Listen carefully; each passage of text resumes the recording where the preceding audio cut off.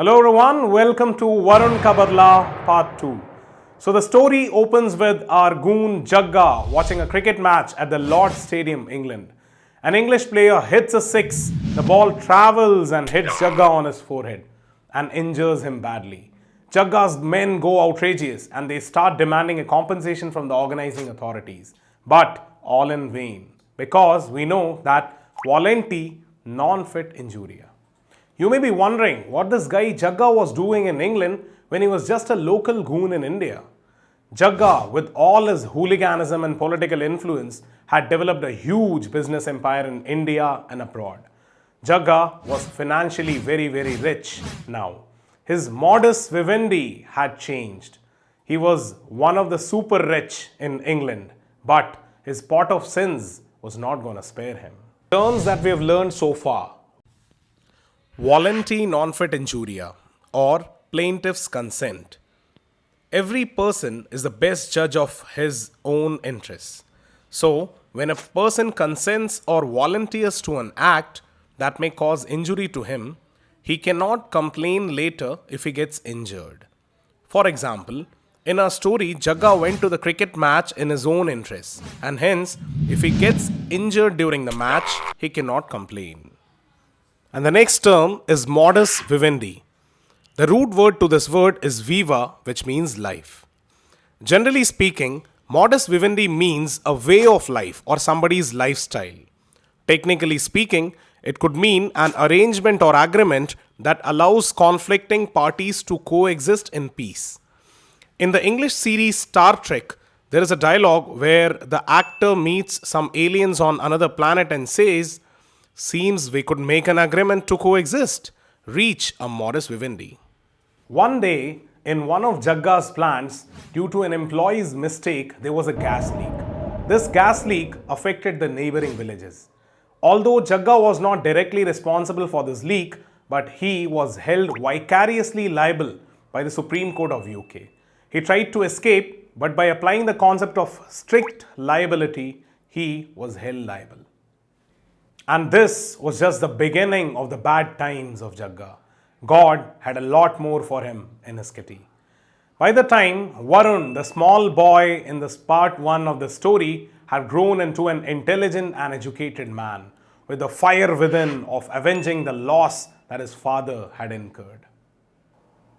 He had a lawyer friend, Tarun, who used to work pro bono, that is, free of cost for the welfare of the society.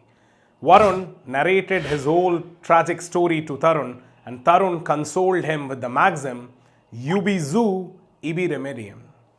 The next term is vicarious liability. Generally, a person is liable for the wrongful acts committed by him and not for the acts of others. But in some cases, a person may be held liable for the wrongful acts of others. This is vicarious liability. Vicarious liability is commonly presumed in the following cases. 1. Master-servant relationship, in which for a wrongful act of a servant, the master is held liable if the wrongful act was done in the course of employment. 2. Principal-agent relationship, when the agent's wrongful act is considered as the principal's wrongful act. And 3. In case of partnerships, where one partner may be held liable for the wrongful act committed by another partner. And the next term is strict liability. In some cases, a person may be held liable even without any fault on his part. This is called no-fault liability. And strict liability is a type of no-fault liability. There are 3 basic elements which, when combined, give rise to the case of strict liability. 1. You bring a dangerous thing into your premises. For example, dangerous gas cylinders, explosives, or dangerous wild animals. 2. There is a non-natural use of land. That is, you're making use of your land in a non-natural or special way that may harm others. For example, you are making explosives in your premises, or say growing poisonous plants inside your premises, or even rearing dangerous wild animals. 3. Escape. That is, the dangerous thing brought by you escapes the premises and harms someone. For example, poisonous gases leak from the cylinders that you have stored, and affects the neighbors. The concept of strict liability was first introduced in the very famous Rylands versus Fletcher case in England, in which the water from the reservoir of Rylands flooded a coal mine owned by Fletcher and hence resulting in enormous loss to them. This was the first case when the concept of strict liability was introduced. And the next term is pro bono. Pro bono cases are the ones in which an advocate gives his services free of cost to the client. This word is used something like this. Ram started doing pro bono work for the poor last year onwards. And the next term is ubi zu ibi remedium. It is a Latin phrase that literally means where there is a right, there is a remedy. It basically means that if you have a legal right and it is infringed, you will definitely have a remedy for it in the law and in the courts. So, with the help of Tarun, Radhe's case was reopened and the court sent summons to Jagga to appear in the case. But Jagga did not respond. So, the Supreme Court of India ordered the extradition of Jagga back to India. Summon. A summon is an official order by a court to someone to appear in the court of law. And the next term is extradition.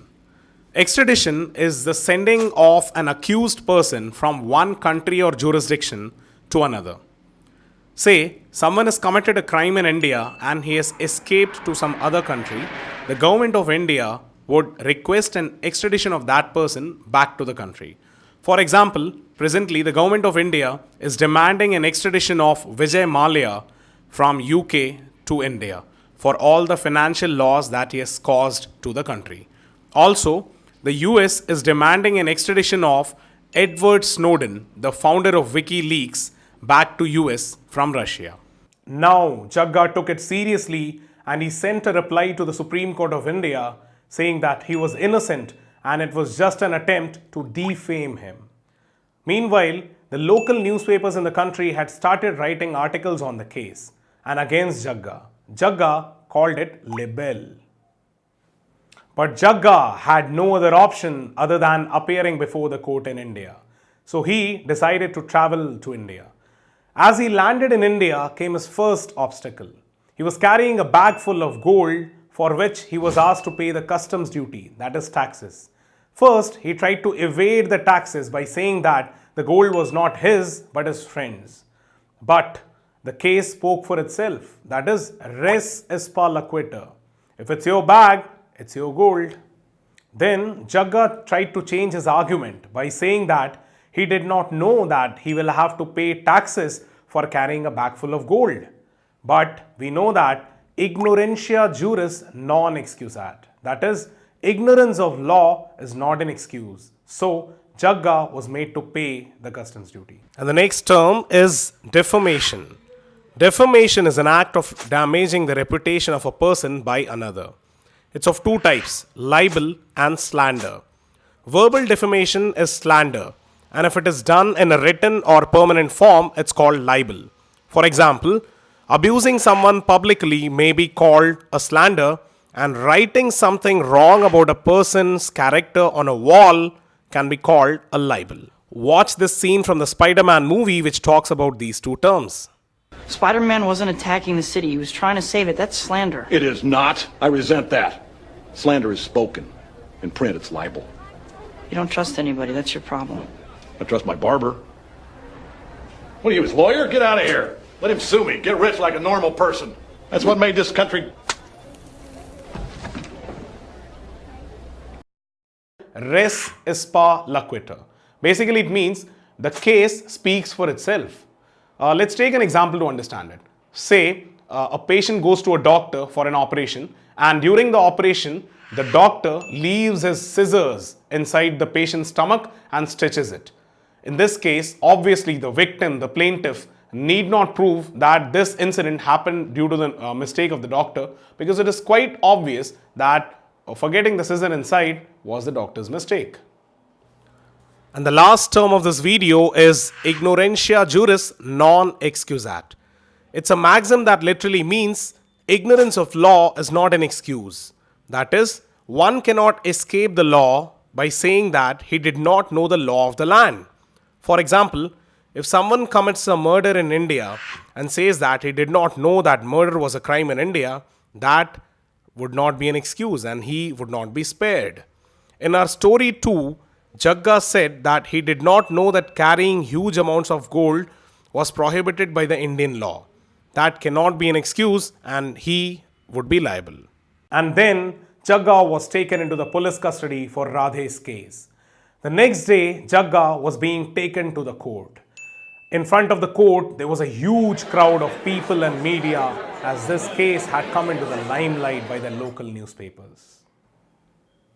And the police van carrying Jagga came to a halt, and Jagga stepped out of the van. Suddenly, a man appeared out of nowhere and shot Jagga down. Jagga was on the ground and dead. Chaos it was. Immediately, the police caught hold of the man and handcuffed him. The man was Varun. And later, the court acquitted Varun as he had already been proved insane in the same court by Jagga and his men. And Varun was well aware of the fact that the law does not punish people who are of insane mind. So Varun ka badla had been accomplished.